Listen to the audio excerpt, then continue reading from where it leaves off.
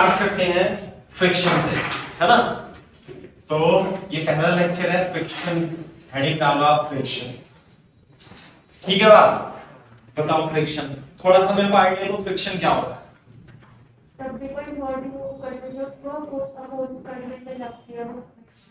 हाँ चलो मान लिया, आप बताओ क्या होता है फ्रिक्शन, थोड़ा सा आइडिया दे दो फ्रिक्शन के बारे में, बताओ।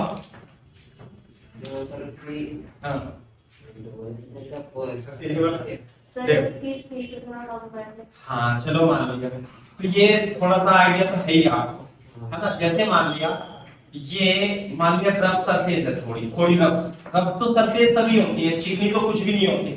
यदि आप किसी बॉडी को, किसी मास एम की बॉडी को वेलोसिटी दोगे, है ना, तो थोड़ी देर पे जाकर के यहाँ पे जाकर के रुक जाएगी। बात समझ में आई? वेलोसिटी कितनी हो जाएगी इसकी? 0 हो जाएगी, 0। अच्छा अब देखो, यदि मान लिया आप थोड़ा सा इसे रफ कर दो, रफ, और उतनी वेलोसिटी दो, जैसे मान लिया 10 मीटर पर सेकेंड दी, और ये मान लिया s1 डिस्टेंस पे जाकर के इसकी स्पीड 0 हो गई। आई बात समझ में? और आपने थोड़े सा खुदरा सरफेस पे रख करके फिर से इसे 10 मीटर पर सेकेंड स्पीड दी, अभी पहले से ज्यादा रफ है, तो ये जाकर के रुकेगी तो S1 से पहले रुकेगी या S2 से बाद में रुकेगी? पहले रुकेगी। यहाँ पे जाकर के इसकी स्पीड कितनी हो जाएगी? 0 हो जाएगी, और ये डिस्टेंस कितनी मान लो S2। अब यदि मैं एक और ज्यादा खुदरी सरफेस ले लूं, इससे भी ज्यादा खुदरी यानी रफ, और मैं उसे 10 मीटर पर सेकेंड की स्पीड से देता हूं स्पीड, तो ये और पहले जाकर के स्टॉप हो जाएगी। क्लियर है के बाद? मान लो इस केस में डिस्टेंस कितनी है? बात समझ में आती है?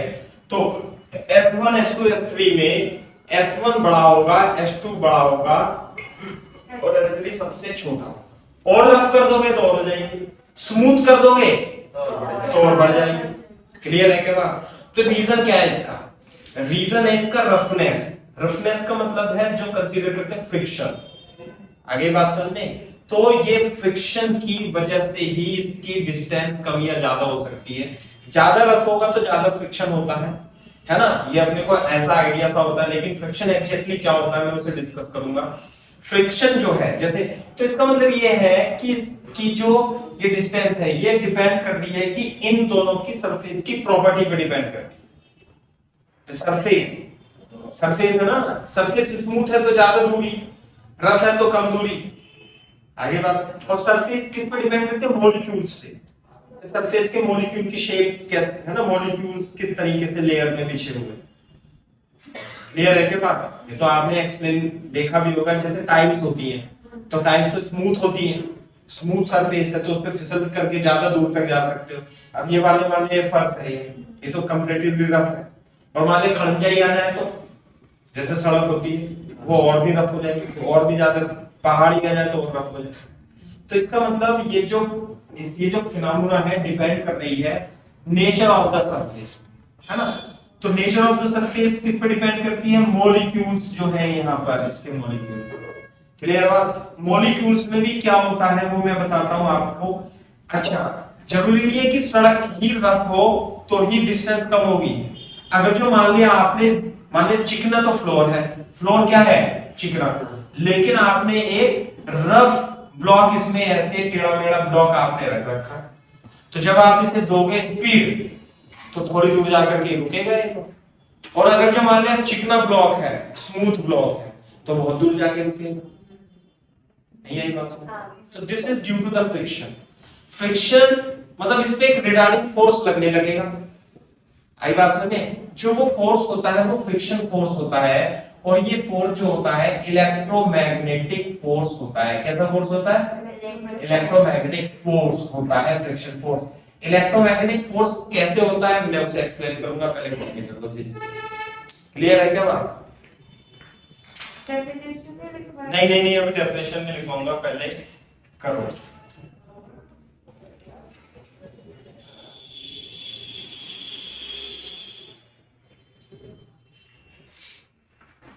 ये लिख लेना, the cause of stopping the block is friction between block and surface of floor.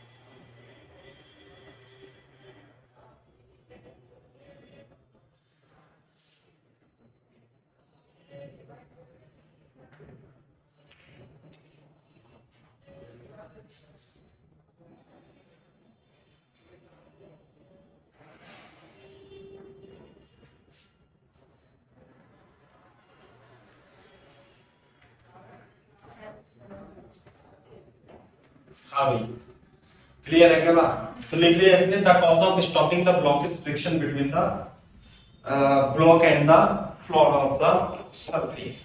Clear है क्या बात? तो देखो, तो ये ही है फ्रिक्शन, है ना? तो फ्रिक्शन सबसे पहले मैं लिख लो, it is an electromagnetic force. लिखो, it is an electromagnetic force, it is an electromagnetic force it is an electromagnetic force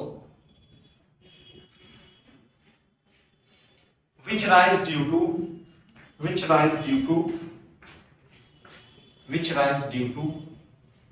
interaction between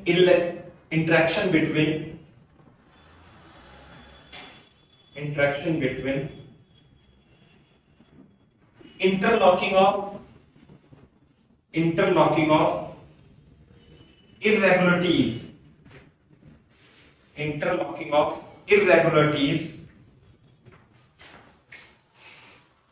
irregularities of surfaces in contact, irregularities of surfaces in contact। Clear है क्या बात? देखो ध्यान से, जैसे मान लिया ये बॉडी है और ये ब्लॉक है ना, ये बॉडी है और ये ब्लॉक है, ये रखा, जैसे फ्लोर है मान लिया और ये बॉडी रखी हुई है, तो आपको ऐसा लगेगा कि बिल्कुल स्मूथ फ्लोर है, लगेगा ना जैसे फ्लोर है, स्मूथ फ्लोर है। लेकिन आप इसे ढंग से देखोगे ना, तो ये जो स्मूथ है, ये पार्टिकल, ये स्मूथ एक्चुअली होती नहीं है। अगर जो आप इसे ढंग से देखोगे, ढंग से, तो ये जो सरफेस होती है स्मूथ होती नहीं है, बल्कि क्या होती है इसमें थोड़ी थोड़ी इरेगुलरिटीज होती है ऐसे। आगे बात सुन में क्या होती है इरेगुलरिटीज। अरे मेरे तो कपड़े इरेगुलरिटीज कैसे इरेगुलरिटीज होंगी वो मैं थोड़ा सा बता देता हूं। जैसे कि ये ब्लॉक रखा हुआ है, आप भी चीजें बनाएंगे इसमें, यहाँ पे छोटी छोटी इरेगुलरिटीज होती हैं ऐसे, है ना। जैसे आप एक एग्जांपल ले लो, ये आपको स्मूथ लग रहा होगा ये कि बहुत स्मूथ है, चलो ये तो मान लिया, जैसे मान लीजिए ये सरफेस है इसकी माइका की सरफेस, ये चिकनी लग रही है ना आपको, लेकिन अगर जो आप इसे माइक्रोस्कोप से देखोगे तो इसमें भी क्या है, आप इरेगुलरिटीज बनी होगी। बात समझ में आई नहीं, है ना। जब भी तो ये है, अगर जो आप इसे थोड़ा सा चिकने सरफेस पे भी थोड़ी वेलोसिटी से दोगे, थोड़ी दूर जाके रुक जाएगी ये भी। कोई सी ऐसी बॉडी है आपके हिसाब से चिकनी बॉडी, क्या आप बना सकते हो?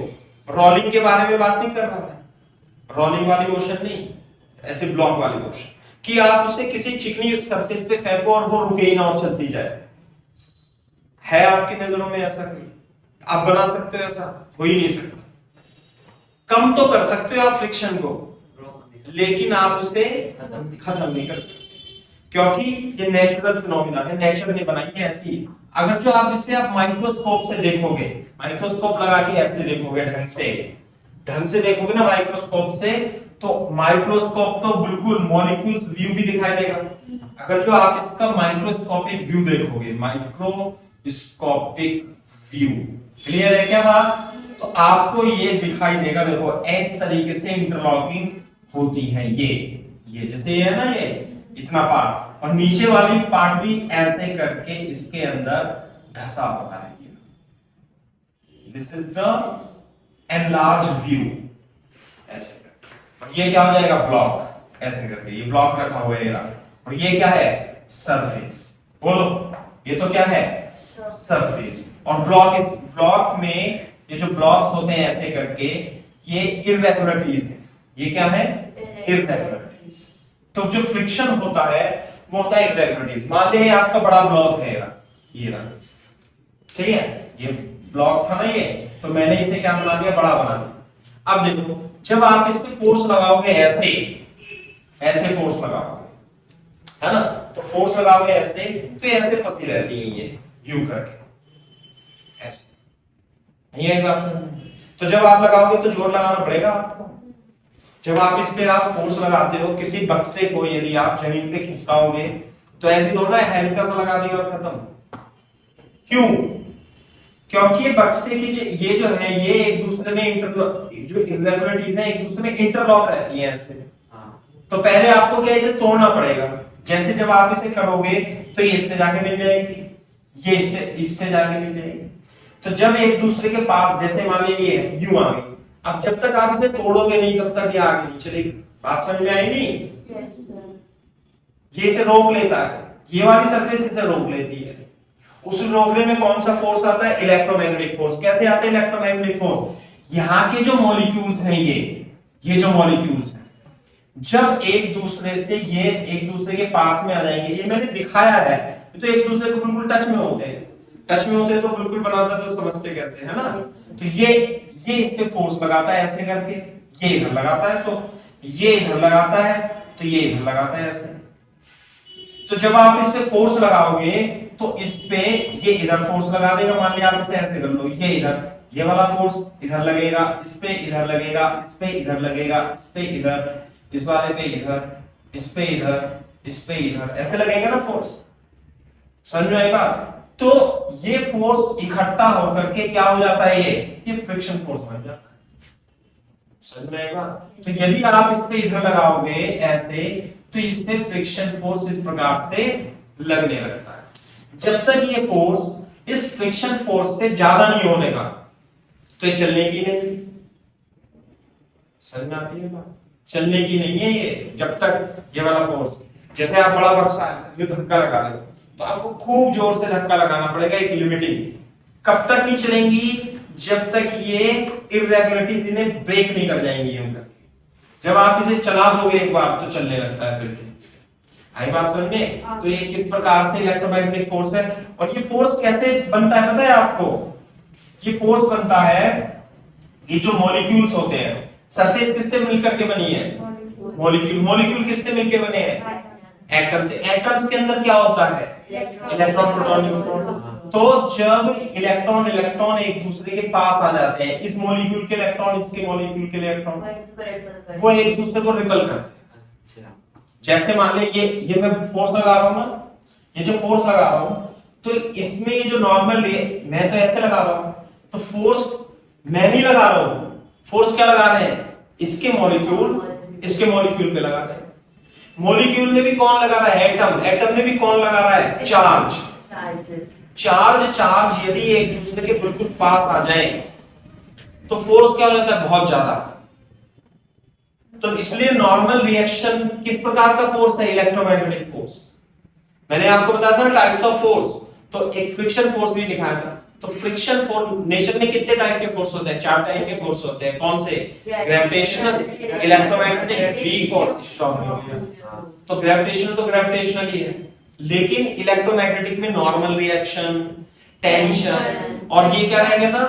फ्रिक्शन। तो फ्रिक्शन भी मॉलिक्यूल के अंदर जो चार्जेस हैं उसके रिपल्शन या अट्रैक्शन के कारण प्रोड्यूस होता है, और ऐसे वो स्ट्रेट लाइन में आ जाता है, और वो स्ट्रेट लाइन में फोर्स आ जाएगा। वो तो रिजल्टेंट इनका फोर्स तो वैसे इधर उधर लगेगा, लेकिन रिजल्टेंट क्या आ जाएगा? इधर की साइड ही आ जाएगा। तो ये जो रिपल्शन फोर्स है, ये कौन सा फोर्स है? फ्रिक्शनल फोर्स तो है ही, इलेक्ट्रोमैग्नेटिक फोर्स है। किसके कारण? मॉलिक्यूल्स के चार्जेस में रिपल्शन के कारण वाला फोर्स। समझ में आती है बात? yes, है ना? तो this is the cause of the friction. पहले आप इसे चित्र बना लो तेजी से, या दूसरा चित्र बनाओ। नहीं, बिल्कुल सही बना हुआ है ना? कोई दिक्कत नहीं है। आप इसे क्या करोगे? आप इसे थोड़ा सा यूं बनाओगे, थोड़ा सा यूं बनाओगे, और माइक्रोस्कोपिक व्यू इस तरीके से बनाओगे। ये क्या होती है? ये होते हैं इररेगुलरिटीज। क्या है ये? इररेगुलरिटीज। और ये क्या है? Interlocking of इररेगुलरिटीज। Interlocking of irregularities. Interlocking of irregularities.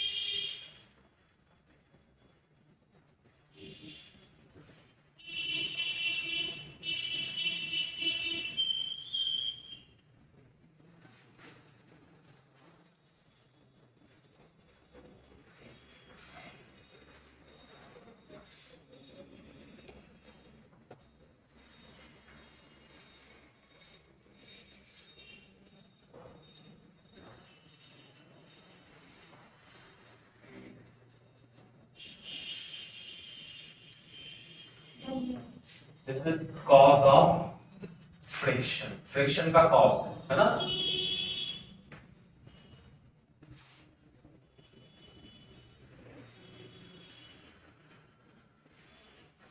सही है बात?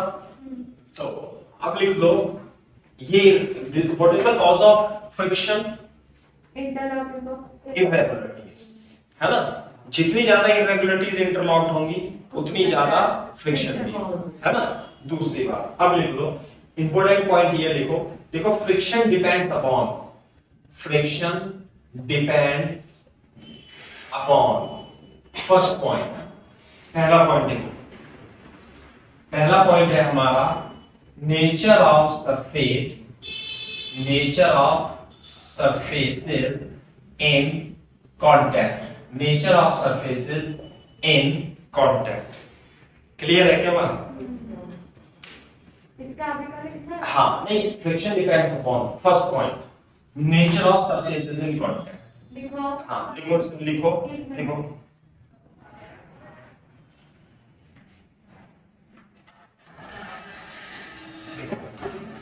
Friction depends upon, friction depends upon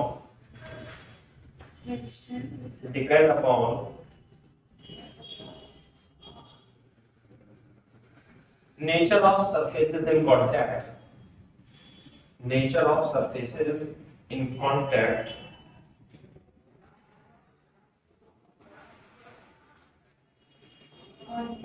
contact, that is if irregularities are large,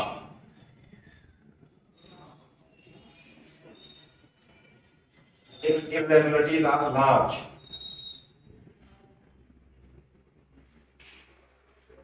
irregularities are large, then friction between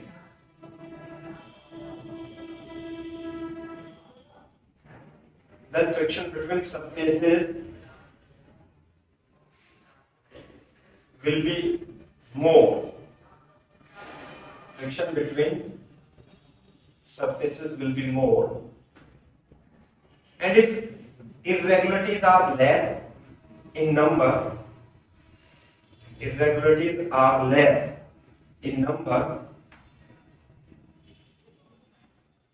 irregularities are less in number, then friction will be less.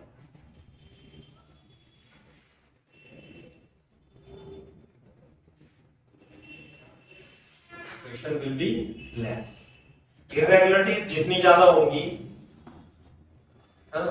Irregularities जितनी ज्यादा होंगी उतना ही ज्यादा friction भी होगा, जितनी कम होंगी और कम हो जाएगा और कम हो जाएगी। Irregularities बिल्कुल खत्म हो जाएंगी तो सरफेस कैसी हो जाएगी?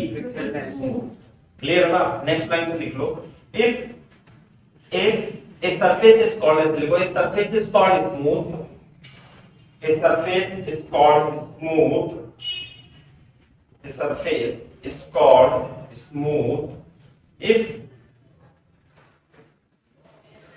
there are no irregularities, there are no irregularities or no friction between surfaces, there are no irregularity, there are no irregularity or no friction between the surfaces.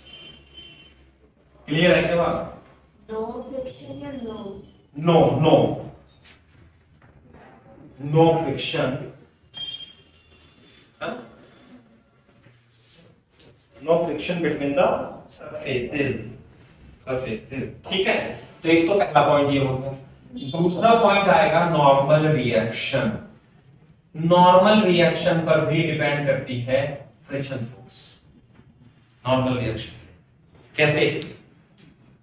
Board पे देखो, जैसे मान लिया ये कोई बॉडी है, अब मैं इसे लगाऊंगा तो फोर्स ज्यादा लगेगा।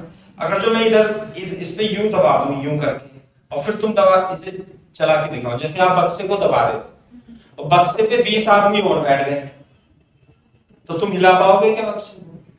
नहीं हिला पाओगे। क्यों? ये बात समझो, वेट ज्यादा नहीं हो गया, क्योंकि इंटरलॉकिंग और गहरी हो जाएगी, इंटरलॉकिंग स्ट्रॉन्ग हो जाएगी। देखो, जैसे मान लिया ब्लॉक रखा हुआ है, तो मैं जानता ही हूं कि क्या है, स्मूथ तो दिखने में होता है, होता नहीं है, बल्कि क्या होता है कि इंटरलॉकिंग एक दूसरे में लगी होती है। दिखाया था ना मैंने आपको ये कैसे, ये इंटरलॉकिंग ऐसे होती है, ऐसे करके, ऐसे करके, ऐसे करके, ऐसे। ये तो सरफेस हो गई, ये डिब्बा हो गया हमारा। बोलो, अगर जो आप इस पे फोर्स लगाते हो यूं करके तो क्या होगा पता है? ये थोड़ा और लो। अरे और अंदर घुस जाएगी ये। बात फोर्स लगाने की नहीं है, अरे जितना फोर्स लगाओगे उतनी नॉर्मल रिएक्शन भी तो आएगी। हाँ नहीं आएगी, नहीं आएगी, बात समझ में? बात फोर्स की नहीं है, बात है इंटरलॉकिंग की। जितना ज्यादा आप इसमें फोर्स लगाओगे उतना ज्यादा नॉर्मल रिएक्शन भी बढ़ जाएगा। तो क्लियर है क्या बात? तो फ्रिक्शन फोर्स किस पे डिपेंड करता है? Normal reaction. क्लियर है बात? तो चित्र बना लो, बना लो, पहले चित्र बना लो फिर मैं लिखा देता हूं।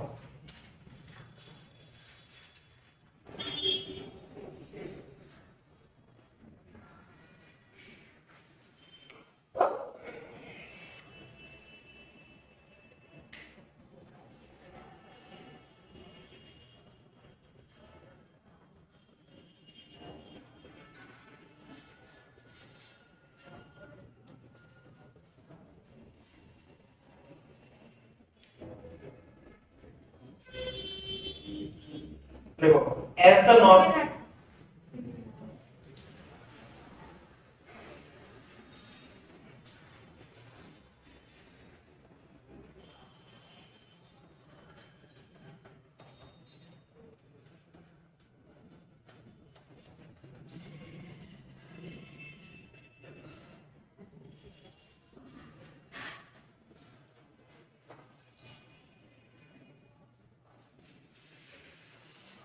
देखो as the normal reaction is increased, as the normal reaction is increased,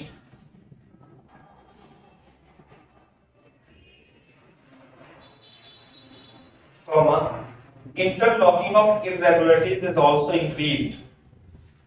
Interlocking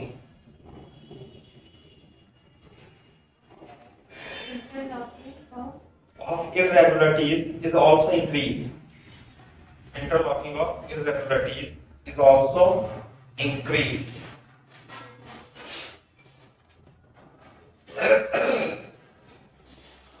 Therefore, it is tough. Therefore, it is tough.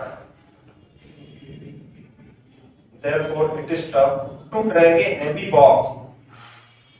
Therefore, it is tough to drag a heavy box as compared to small box. As compared to small box. As normal reaction is increased. As normal reaction is increased.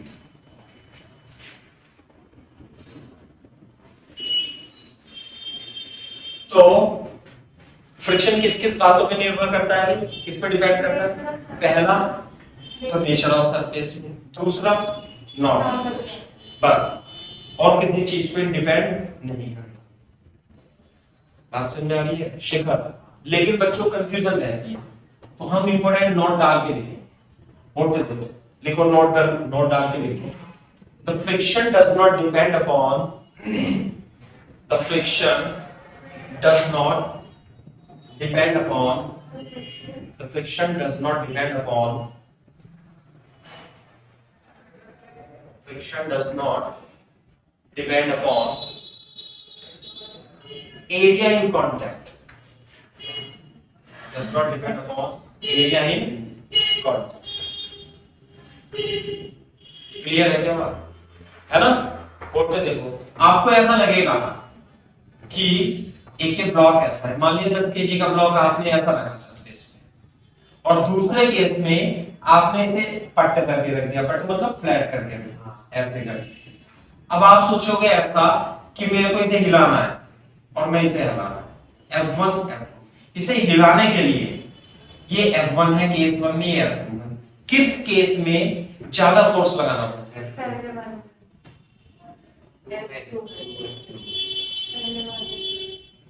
इसमें या इसमें? क्यों? Sir ऐसे तो दोनों में same लगेगा। क्यों? सर ज्यादा है तो सर ज्यादा इंटरलॉकिंग भी तो होगी। हाँ, इंटरलॉकिंग तो होगी, बिल्कुल सही बात है, ज्यादा है ना? ऐसा लगता है अपने को, लेकिन मैंने बताया क्या आपको, एरिया एक तो दोनों की सरफेस सेम है, तो नेचर ऑफ सरफेस दोनों केस में सेम है नहीं है भाई। ये मान लिया मट्टी का बनाया हुआ है, ये मान लिया पत्थर है, और ये भी मट्टी का ब्लॉक है, पत्थर है, तो नेचर ऑफ सरफेस दोनों में सेम।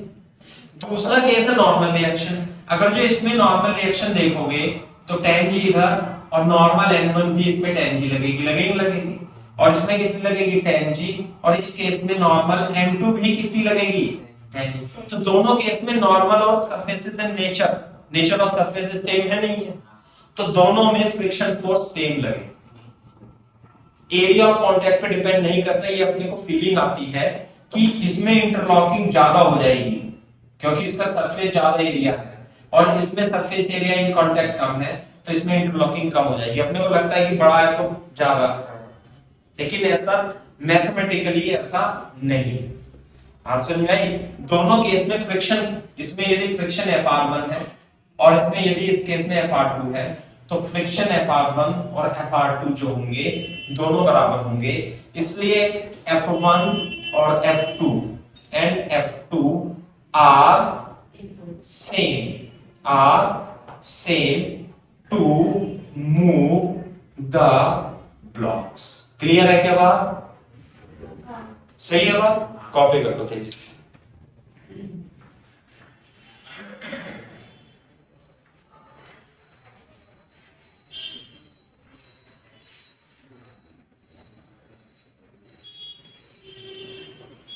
एरिया पे डिपेंड नहीं करेगा, बिल्कुल भी नहीं करेगा। क्वेश्चन आएगा ये ऑब्जेक्टिव टाइप से कि एरिया पे डिपेंड करता है नहीं करता है, तो आप सीधे लिख देना भैया लगता है हमें कि इसमें फ्रिक्शन ज्यादा होगा, लेकिन होता नहीं है।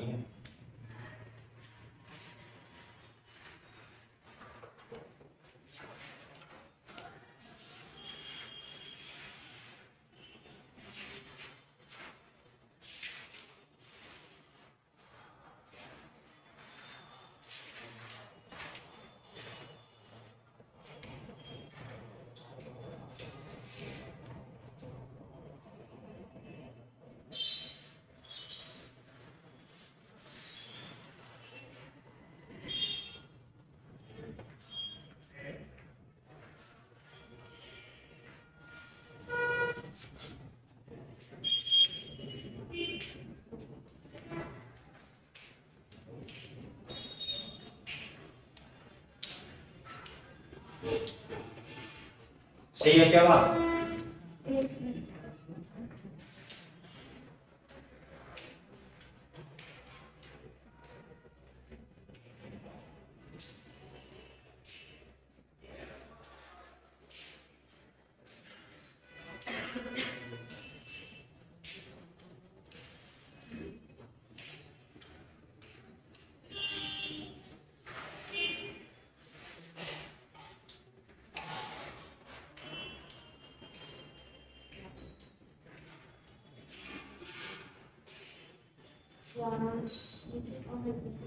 हाँ हुआ नहीं?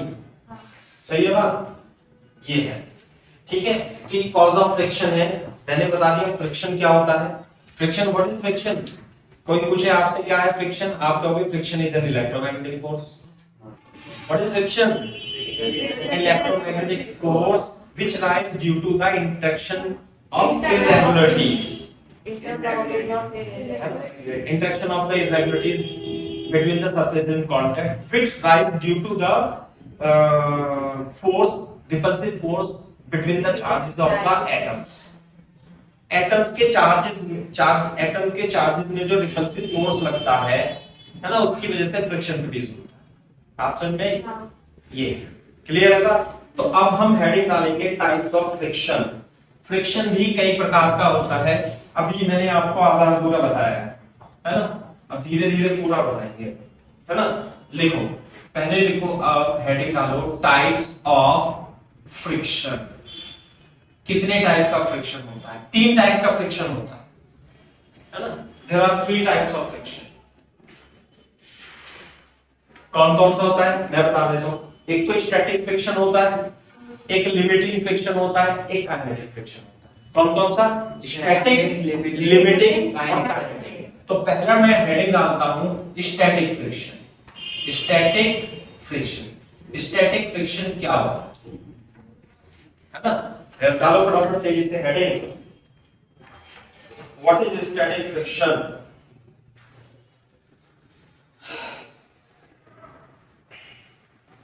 देखो, friction between the surfaces, friction between the surfaces, friction between the surfaces when there is no relative motion, when there is no relative motion,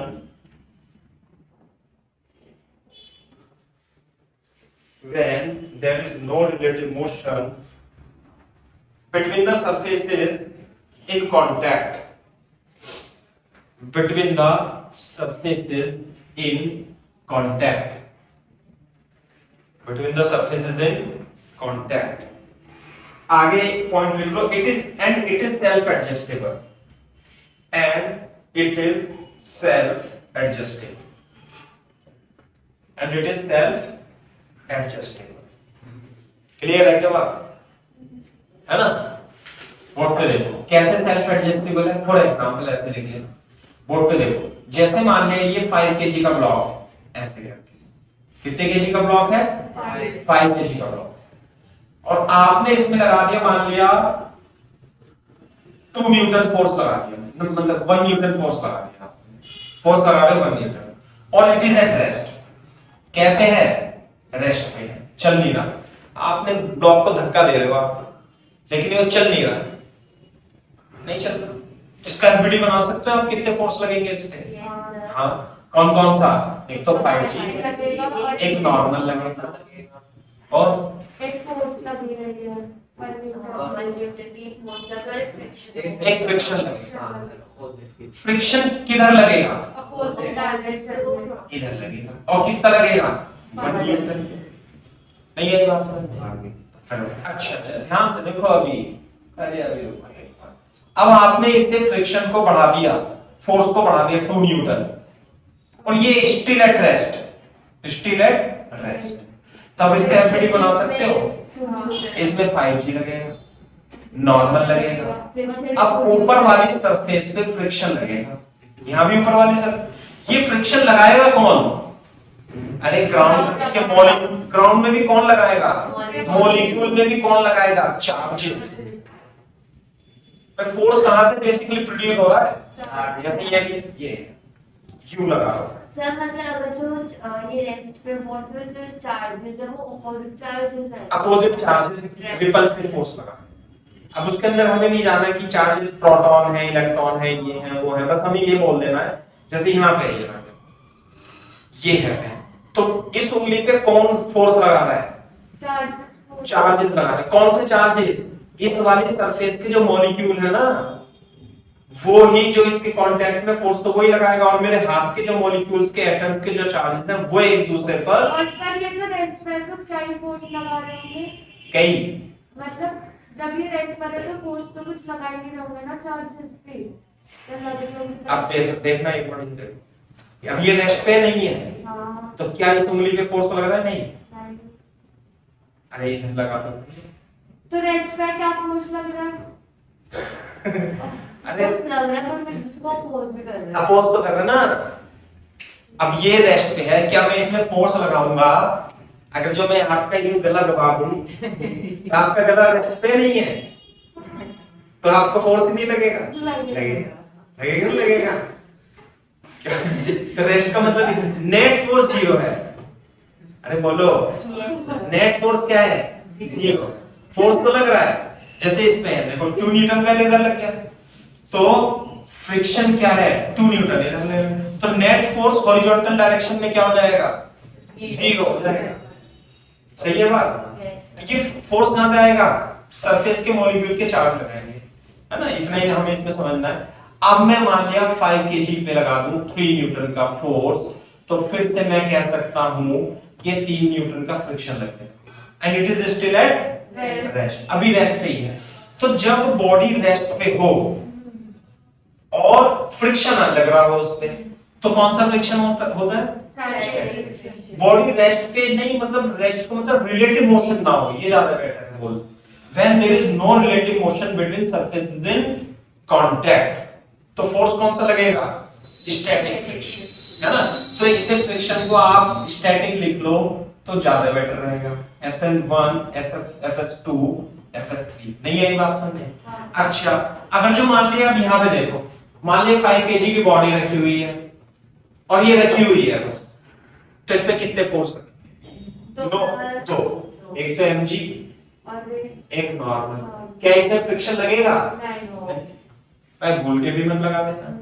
तो इसका मतलब जब कुछ भी नहीं था तो फ्रिक्शन कितना था इस केस में? 0। जब आपने 1 न्यूटन लगाया तो अपोजिट डायरेक्शन में फ्रिक्शन लगने लग गया 1 न्यूटन। जब 2 न्यूटन लगाया तो 2 न्यूटन। जब 3 लगाया तो 3 न्यूटन। तो कौन सा फोर्स है? Static friction. क्यों है?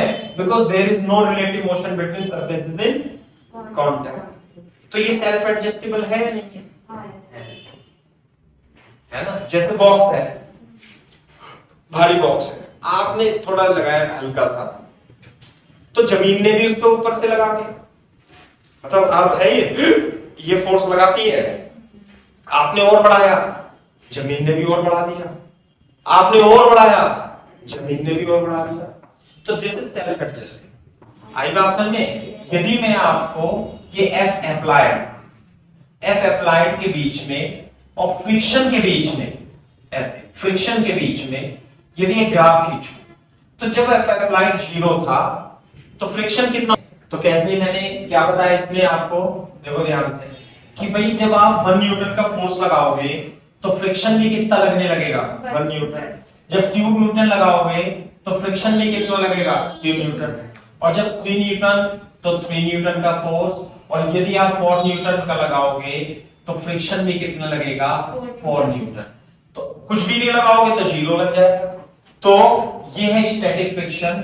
यदि आप फ्रिक्शन और अप्लाइड फोर्स के बीच में ग्राफ खींचोगे तो एक स्ट्रेट लाइन आएगी, और ये एंगल कोई भी बता सकता है 1/1 tan थीटा = 1/1। tan थीटा पर कितना होता है? 45 डिग्री पे होता है। तो एंगल कितना बनाएगा? 45। This is the static friction.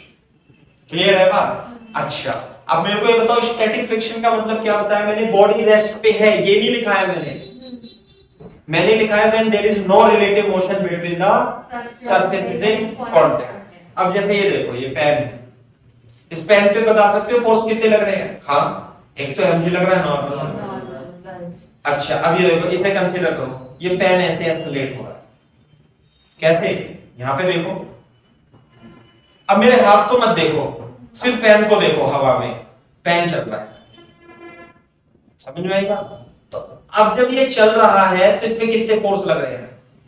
3। कौन कौन से? एक तो mg, एक नॉर्मल और एक फ्रिक्शनल फोर्स। तो बता सकते हो इस पेन पे फ्रिक्शन फोर्स किधर लगेगा? अपोजिट डायरेक्शन में।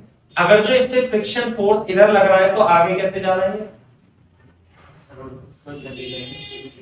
सर जो हम फोर्स इसमें लगा रहे हैं वो ज्यादा है। हम भी लगा रहे हैं, हम तो कुछ कर ही नहीं रहे हैं। क्या मैं इस पे फोर्स लगा रहा हूं? नहीं। क्या मेरा हाथ लगा रहा है? नहीं। कौन लगा रहा है? ये जो हथेली है इसके मॉलिक्यूल्स के चार्ज लगा रहा है, एटम के चार्ज। तो देखो, जब ये पेन आगे चल रहा है तो mg तो नीचे लग रहा है, नॉर्मल ऊपर, लेकिन जा रहा इधर है। आप कह रहे हो ये इधर जा रहा है, फ्रिक्शन इधर लग रहा है, तो ये आगे कैसे जा रहा है? कौन सा फोर्स? जो आपके हाथ के मॉलिक्यूल। तो वो हाथ के मॉलिक्यूल वाले फोर्स कौन सा है? इंटरलॉकिंग वाला ही फोर्स है, वो फ्रिक्शन फोर्स ही है। जब तो मैं टाइप्स ऑफ फोर्स सिखाया आपको फ्री बॉडी डायग्राम, जब तक आपके दिमाग में नहीं बैठेगा सही, फ्रिक्शन का मतलब ये नहीं है कि वो हमेशा अपोज करता है। फ्रिक्शन का मतलब ये भी है कि वो मोशन को हेल्प भी कर सकता है, जैसे इस केस में कर रहा है। क्या मेरे हाथ और इसके बीच में रिलेटिव मोशन हो रही है? क्या मेरे हाथ और इस पेन के बीच में रिलेटिव मोशन हो रही है? क्या मेरे हाथ और इस पेन के बीच में रिलेटिव मोशन हो रही है? नहीं। रिलेटिव मोशन तो ये है, पोज कर रहे हैं। जब मेरे हाथ के रिस्पेक्ट में मूव करे तो है ना रिलेटिव मोशन। तो क्या मेरे हाथ और इस पेन के बीच में रिलेटिव मोशन हो रही है? नहीं। और मेरे हाथ के मॉलिक्यूल इस पर जो फोर्स लगा रहे हैं वो फ्रिक्शन फोर्स है। यदि और दूसरा फोर्स हो तो उसका नाम बता दो, इधर की डायरेक्शन में। तो इसे फ्रिक्शन, हाथ के मॉलिक्यूल का फ्रिक्शन फोर्स इसे आगे ले जा रहा है। तो फ्रिक्शन फोर्स जो है स्टैटिक फ्रिक्शन फोर्स बॉडी को मोशन को हेल्प भी कर सकता है और बॉडी की मोशन को अपोज भी कर सकता है। कौन सा? Static friction. बात समझ में आई? ठीक है ना। जैसे मान लिया अब ये है, इस आईपैड को कंसीडर करो और इस मोबाइल को कंसीडर करो, मैंने ये रख दिया। अब ये देखो, ये ऐसे ले जा रहा है, तो इस मोबाइल को कौन ले जा रहा है? आईपैड की इस ऊपर वाली सरफेस के मॉलिक्यूल के चार्ज है, और वो फोर्स कौन सा लगा रहे हैं? फ्रिक्शन। कौन सा फोर्स? Static friction. और स्टैटिक फ्रिक्शन मोशन के अलोंग है। समझ में आई बात? क्लियर है बात? इस तरीके से आप इसे लिख सकते हो। दूसरी बात, अच्छा एक तो ये बात हो गई। अब देखो, अब ये जो स्टैटिक फ्रिक्शन का मैग्नीट्यूड और डायरेक्शन की हम बात कर लेते हैं। क्लियर है क्या बात? तो यहां पे लिखो जो स्टैटिक फ्रिक्शन है, इसे हम स्टैटिक फ्रिक्शन को एफ से रिप्रेजेंट करते हैं। आगे बात समझ में? इसमें आगे लिखा हुआ है क्या? नहीं, चलो मैं इसमें बता देता हूं। ठीक है, अब बोर्ड पे देखो, जो ये स्टैटिक फ्रिक्शन है किस किस पे डिपेंड करता है? मैंने बताया था, फ्रिक्शन एक तो नेचर ऑफ सरफेस पे डिपेंड करता है और एक नॉर्मल रिएक्शन। बोर्ड पे देखो ऐसे है, इस पे नॉर्मल रिएक्शन कुछ तो लगी रही होगी। तो जो स्टैटिक फ्रिक्शन है उसका हम मैग्नीट्यूड की बात करें, मैग्नीट्यूड की यदि हम बात करें, मैग्नीट्यूड ऑफ स्टैटिक फ्रिक्शन की यदि हम बात करें, तो जो स्टैटिक फ्रिक्शन का मैग्नीट्यूड है it is directly proportional to normal reaction. समझ आएगा? नॉर्मल रिएक्शन के डायरेक्टली प्रोपोर्शनल होता है, जितना नॉर्मल रिएक्शन उतना ही ज्यादा होगा। और यदि मैं इस प्रोपोर्शनल कांस्टेंट को हटा दूं तो यहाँ पे आ जाता है कांस्टेंट जिसे बोलते हैं म्यू एस। क्या बोलते हैं? Mu S. और म्यू एस को इंग्लिश में बोलते हैं कोएफिशिएंट ऑफ स्टैटिक फ्रिक्शन। एक मिनट, मैंने थोड़ा गलत बता दिया, लिमिटिंग फ्रिक्शन का बता दिया। चलो बस इसमें ये तो स्टैटिक फ्रिक्शन तो सेल्फ एडजस्टेबल होता है, इस पे डिपेंड नहीं करता। आप समझ में आई? तो इतनी तो बात हो गई। क्लियर है क्या बात? तो स्टैटिक फ्रिक्शन तो यहां तक हो गया। अब दूसरी हेडिंग डालेंगे हम लिमिटिंग फ्रिक्शन। क्या डालेंगे? और इसे हम बोल भी सकते हैं maximum static friction. Maximum static friction लिख लो हेडिंग का, मैक्सिमम स्टैटिक फ्रिक्शन लिख लो इसे, मैक्सिमम स्टैटिक फ्रिक्शन।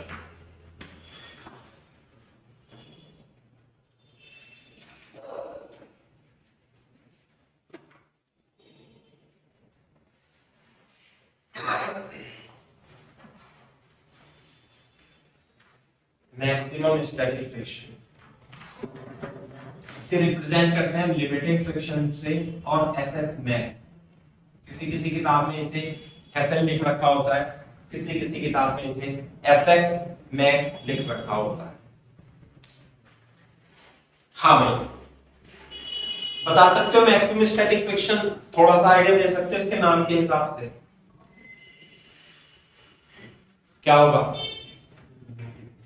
अब जब आपने इसमें फोर्स लगाया 1 Newton, 2 Newton, 3 Newton, 4 Newton, 10 Newton, तो एक स्थिति ऐसी आएगी कि जब ये अपनी मोशन को जस्ट स्टार्ट कर दे।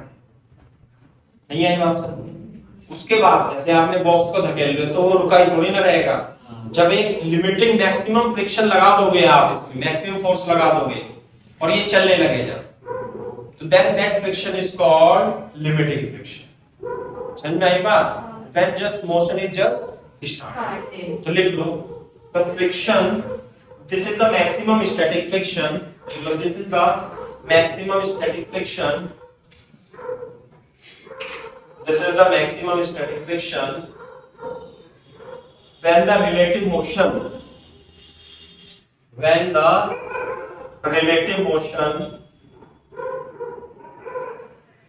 when the relative motion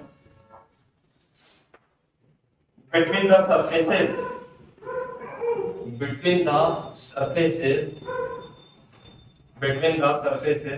just started, just just starts, ऐसे जस्ट स्टार्ट्स, नहीं यही बात समझ में है ना। तो अब हम चित्र बनाएंगे। मैक्सिमम स्टैटिक फ्रिक्शन जब ये जस्ट स्टार्ट हो, तो बोर्ड पे देखो, इसके नीचे हम ऐसे बनाएंगे कि भाई ये तो हो गया हमारा एफ अप्लाई, जैसे जैसे हम फोर्स बढ़ाते जाएंगे ये हो गया हमारे पास फ्रिक्शन। तो बोर्ड पे देखो, तो ये तो स्टैटिक फ्रिक्शन होता जाएगा। एक स्थिति ऐसी आएगी कि बोर्ड पे देखो, ये तो 0 1 न्यूटन 2 न्यूटन ऐसे है, तो ये यहां पे एफ लगा दिया और ये मैक्सिमम स्टैटिक फ्रिक्शन है। ये जो मैक्सिमम फ्रिक्शन फोर्स होगा ये लिमिटिंग फ्रिक्शन होगा, और इसे हम क्या लिख सकते हैं, एफएस मैक्स भी लिख सकते हैं। ये है ये जो वैल्यू है, ये वाली फ्रिक्शन की जो मैक्सिमम वैल्यू है इसे बोलते हैं हम लिमिटिंग फ्रिक्शन। और इस पॉइंट से लेके इस पॉइंट तक ये रहता है, दोबारा से बनाएंगे हम, ये रहता है हमारे पास स्टैटिक फ्रिक्शन। समझ में आएगा। तो स्टैटिक फ्रिक्शन की वैल्यू, देयरफॉर स्टैटिक फ्रिक्शन की वैल्यू कहां से कहां तक हो सकती है, 0 टू लिमिटिंग फ्रिक्शन। अरे 0 से 1 2 3 न्यूटन 4 न्यूटन लिमिटिंग फ्रिक्शन तक हो सकता है। आंसर में आई नहीं आई, लिमिटिंग इसकी वैल्यू तो हो जाएगी लिमिटिंग फ्रिक्शन, क्योंकि ये तो सेल्फ एडजस्टेबल है, अपने आप को 0 से लिमिटिंग फ्रिक्शन तक कर सकता है, अपने आप को एडजस्ट कर सकता है। लेकिन मैक्सिमम फ्रिक्शन के बाद इसके बाद मोशन स्टार्ट हो जाती है ना। तो ये जो लिमिटिंग फ्रिक्शन है इसकी वैल्यू बता देता हूं मैं, है ना। जो लिमिटिंग फ्रिक्शन है, लिमिटिंग फ्रिक्शन का मैग्नीट्यूड, जो इसका मैग्नीट्यूड होता है, लिमिटिंग फ्रिक्शन बोले या हम एफएस मैक्स बोले, लिमिटिंग फ्रिक्शन बोले या एफएस मैक्सिमम स्टैटिक फ्रिक्शन की तो है, it is directly proportional to the normal के प्रोपोर्शनल होगा ये, जितनी ज्यादा नॉर्मल उतनी ज्यादा लिमिटिंग फ्रिक्शन। और यदि मैं इससे प्रोपोर्शनलिटी कांस्टेंट को हटा देता हूं तो यहां पे क्या आ जाता है, म्यू एस। और what is mu S, mu S the coefficient of limiting friction बोल सकते हैं, ये कोएफिशिएंट ऑफ स्टैटिक फ्रिक्शन ऐसे बोलेंगे, कोएफिशिएंट ऑफ स्टैटिक फ्रिक्शन। और m तो नॉर्मल हो गया, और जो कोएफिशिएंट ऑफ स्टैटिक फ्रिक्शन है म्यू एस, ये डिपेंड्स करती है किस पे, depends upon nature of surfaces in contact. Clear है क्या बात, कांटेक्ट, इस कांटेक्ट में जो सरफेसेस हैं उस पे डिपेंड करती है। तो जो स्टैटिक फ्रिक्शन हुआ, ये लिमिटिंग फ्रिक्शन किन किन दो बातों पे निर्भर करता है, एक तो नॉर्मल रिएक्शन पर और एक नेचर ऑफ द सरफेस। तो अगर जो म्यू एस की वैल्यू ज्यादा है तो उसकी नेचर बहुत ज्यादा रफ होगी, अगर जो म्यू एस की वैल्यू कम है तो नेचर ऑफ सरफेस स्मूथ होगी। क्लियर है क्या, कॉपी करो इसे, ये वाला जो ये बनाना है। नहीं, ये जो वैल्यू है ये एफएल है, एफएल बोले या एफएस बोले, बात एक, एफएस मैक्स बोलेंगे इसे, और ये यहाँ पे क्या होगा, ये एफएस, ये तो यहाँ से लेके यहाँ तक होगा एफएस, और 45 डिग्री से चित्र को दोबारा बनाना पड़ेगा।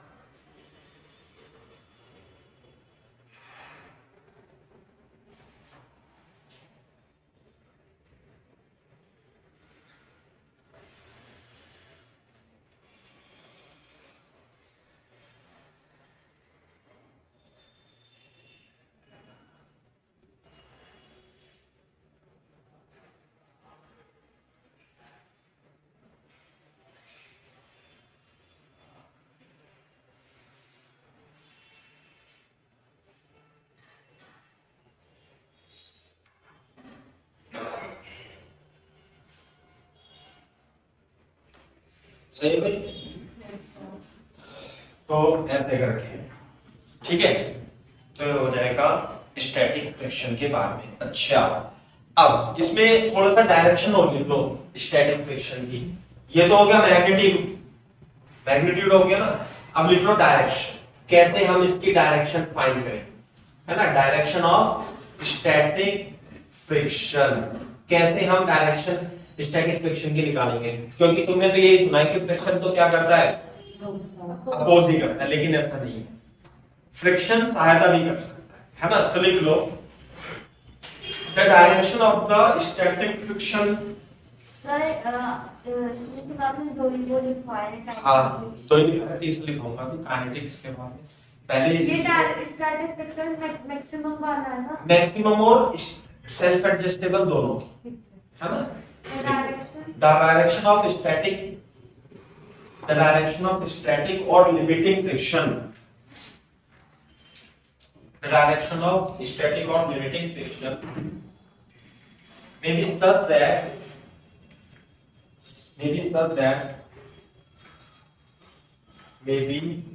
that it may help the motion,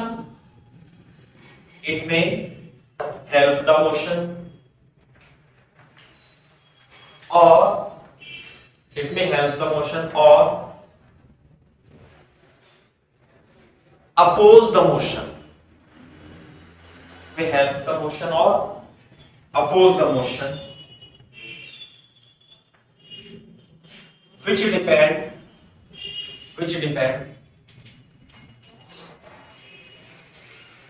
upon the free body diagram FBD, which depends upon the FBD of the system or block, ऐसा लिखो, which depends upon FBD of system or block।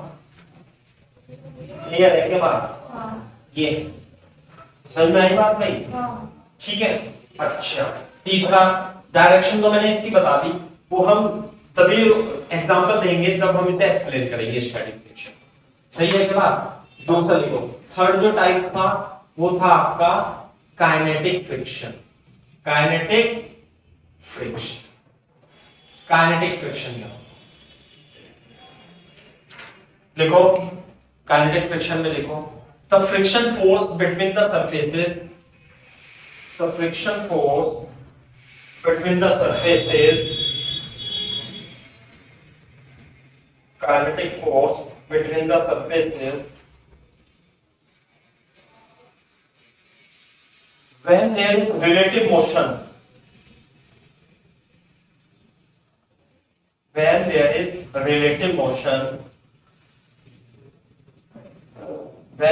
relative motion between the surfaces in contact,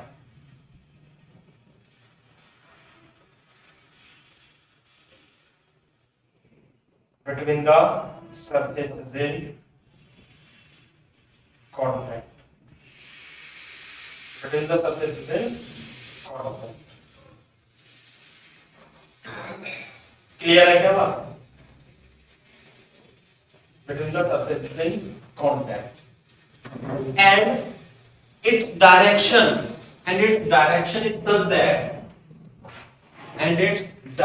is such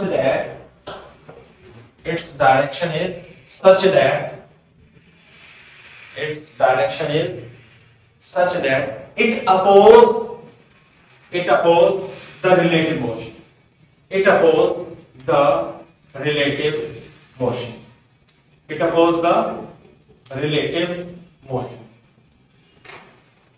clear है क्या बात? It oppose the relative motion। Board पे देखो, ध्यान से देखो, जैसे मान लिया ये बॉडी है और ये यहाँ पे रखी, साथ में इसमें यह इंटरलॉकिंग थी, ऐसे में आपने इसमें खूब सारा फोर्स लगा दिया, लिमिटिंग तक तो लगा दिया, लिमिटिंग फोर्स लगा रहे हो आप इसमें। कैसा फोर्स लगा रहे हो? लिमिटिंग फोर्स लगा रहे हो। तो जस्ट चलने वाली होगी, मोशन चलने वाली होगी। जब मोशन चलने वाली होगी तो इसकी इरेगुलरिटी को कंसीडर कर सकते हो तुम? बताओ, बोर्ड पे देखो, अरे ऐसे देखो, ये ली ना इरेगुलरिटीज, ऐसे करके ये यू, आप खूब जो पहले तो ऐसे था, और जब आपने इस पे फोर्स लगाया तो ऐसे हो गया, ये इधर चिपक जाएगा, इधर चिपक जाएगा, ऐसे चला जाएगा ना, यूं यूं यूं यूं करके हो जाएगा। पहले तो ऐसे था, अब ये ऐसे हो जाएगा। जब चलने में लगेगा ना ये, तो ये इरेगुलरिटी को क्या कर देता है, तोड़ देता है ऐसे। तो इरेगुलरिटीज क्या हो जाती हैं, टूट जाती हैं। तो ये क्या चिकने हो जाते हैं फिर। अरे जैसे मान लिया आप खिसकाने लगोगे एक बॉक्स को, तो पहले तो खूब जोर लगाना पड़ेगा, लेकिन अगर जो आपने एक बार खिसका दिया तो वो क्या होगा, वो चलता जाएगा फिर आसानी से। फिर आपको कम जोर लगाना पड़ता है, नहीं पड़ता है। कारण क्या है उसका, what is the reason, irregularities उसकी ब्रेक हो जाती है, तो सरफेस क्या हो जाती है, स्मूथ हो जाती है, तो फिर कम जोर लगाना पड़ता है। तो उस केस में जो फ्रिक्शन लगेगा वो क्या लगेगा, काइनेटिक फ्रिक्शन लगता है। क्लियर है क्या बात, काइनेटिक फ्रिक्शन। तो बोर्ड पे देखो, तो जब काइनेटिक फ्रिक्शन लगेगा तो वो मैक्सिमम स्टैटिक फ्रिक्शन से थोड़ा सा कम हो जाता है। नहीं आई बात समझ में, क्यों कम हो जाता है, क्योंकि सरफेस क्या है, रेगुलरिटी टूटने की वजह से स्मूथ हो गई। नहीं आई बात समझ में, जैसे ये था ना, तो जब ये चलेगा ना भाई, ये तो खैर ऐसी रहेगी, लेकिन इसकी सरफेस क्या हो जाएगी, इसकी सरफेस घिस घिस के क्या हो जाएगी, स्मूथ हो जाएगी। नहीं हो जाएगी, पहले तो ऐसे भी टेढ़ी मेढ़ी, अब ये क्या हो जाती है, कम टेढ़ी मेढ़ी हो जाती है ऐसे। तो काइनेटिक फ्रिक्शन की वैल्यू जब आप इसमें और फोर्स लगाओगे तो फ्रिक्शन थोड़ा सा डाउन हो जाता है ऐसे करके, सही है ना। और ये क्या हो जाएगा, ये हो जाएगा काइनेटिक फ्रिक्शन। तो जो काइनेटिक फ्रिक्शन होता है उस, आप कितना भी फोर्स लगा लो, अब इसमें आप कितना भी फोर्स लगा लो, लिमिटिंग फ्रिक्शन से ज्यादा कितना ही फोर्स लगा लो आप इसे, तो ये जो काइनेटिक फ्रिक्शन लगेगा ये कांस्टेंट होगा। काइनेटिक फ्रिक्शन इज एफ के इज कांस्टेंट। इसकी वैल्यू क्या होती है, कांस्टेंट। और काइनेटिक फ्रिक्शन भी किस पे डिपेंड करता है, अगेन नॉर्मल रिएक्शन। किस पे डिपेंड करता है, नॉर्मल रिएक्शन। और यदि आप इससे प्रोपोर्शनलिटी कांस्टेंट को हटाओगे तो यहां पे क्या आ जाता है, म्यू एन आ जाता है, मतलब म्यू के। व्हाट इज म्यू के, कोएफिशिएंट ऑफ काइनेटिक फ्रिक्शन। क्या बोलते हैं इसे हम, coefficient of kinetic friction. Clear है क्या बात, ध्यान से देखो। तो ये जो काइनेटिक फ्रिक्शन है ये कैसा है, कांस्टेंट इन मैग्नीट्यूड। नहीं आई बात समझ, और ये मैक्सिमम लिमिटिंग फ्रिक्शन से थोड़ा सा क्या होता है, कम होता है, थोड़ा सा कम होता है। काइनेटिक फ्रिक्शन लिमिटिंग फ्रिक्शन से थोड़ा सा कम होता है। बात समझ में आ गई है, कॉपी करो इसे थोड़ी देर जल्दी से।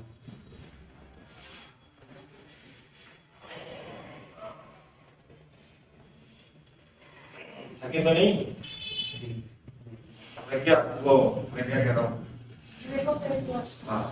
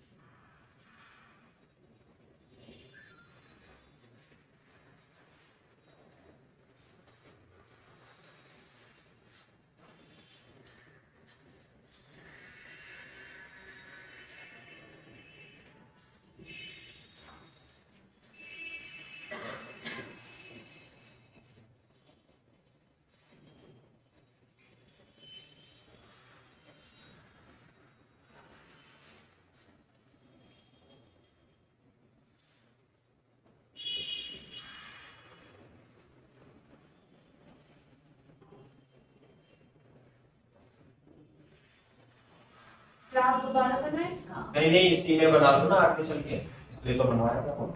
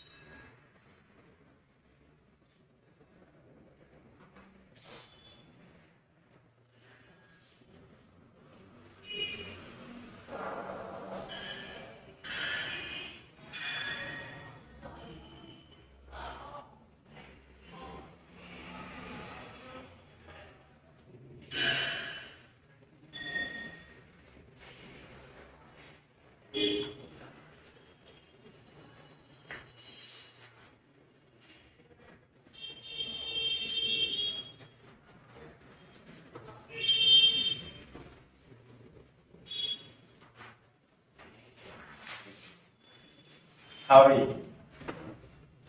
आगे बात समझ में नहीं? Coefficient of static kinetic friction ये हो गया, ठीक है। तो एक तो ये बात हो गई। अच्छा, इसकी डायरेक्शन की लिख लो। डायरेक्शन मैंने लिखा दिया ना, डायरेक्शन तो लिखा दिया। Yes, opposite opposite, it will always oppose the relative motion. Clear है क्या? हाँ। अच्छा, एक इंपॉर्टेंट नोट बना करके लिख लो। अच्छा, यहाँ पे देखो, ये जो होता है इसमें काइनेटिक फ्रिक्शन, काइनेटिक लिखो, नोट बना के लिखो, नोट नंबर 1 ऐसे लिखो। Kinetic friction and limiting friction are constant. Kinetic friction and limiting friction are constant in magnitude. हाँ, limiting friction, kinetic and limiting friction are constant in magnitude.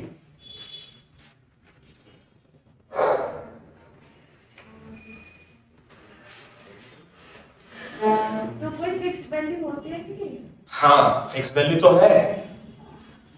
Kinetic friction की कितनी value होगी? mu into n The kinetic and limiting friction are constant in magnitude.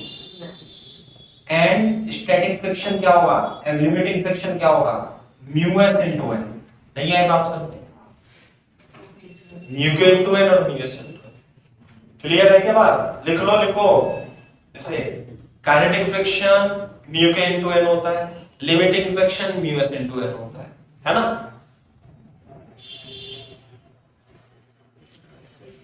While static friction is variable or self-adjustable, ऐसे ही बोल सकते। While static friction is variable or self-adjustable.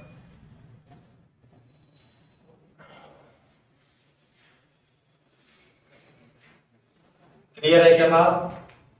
हाँ। Variable और self adjustable. ये तो हो गया note number 1।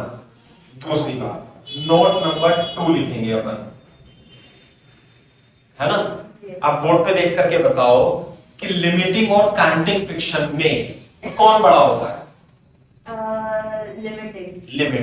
Limiting friction is greater than kinetic friction. Limiting friction होता है म्यू एस इनटू एन और ये होता है म्यू के एन से एन कट जाएगा। तो जो म्यू एस होता है यानी कि coefficient of static friction is always greater than kinetic friction, है ना। Is always greater than implies that. और मैं एग्जांपल बता देता हूं, जैसे म्यू एस की वैल्यू मान ले 0.6 है तो म्यू के की वैल्यू जो होगी वो 0.55 होगी, थोड़ा सा कम होता है।